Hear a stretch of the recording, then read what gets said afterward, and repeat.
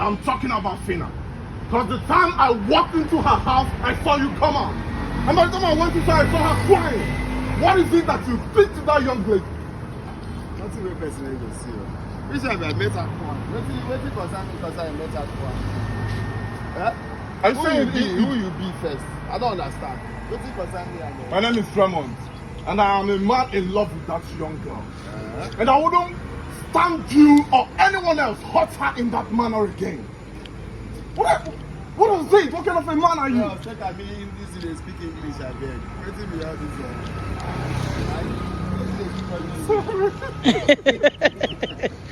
Let's go. Pick off. Action. Check at me they speak English abeg. You be mind? You go calm down when you see man you talk. Which are the how you better crying? Wetin dey happen for you? Now that woman we get history, we get serious history. Now wetin you go calm down talk? No be by all this making wey you do like say you don see all this one pass. You go calm down talk. Nothing, I don't get anything with her at all. If you want to take with her, no be my business. So what you're saying is that you didn't do anything to her? You feel like you like English too much. No, it's fine. I don't make her stop. No, it's fine. Go, please.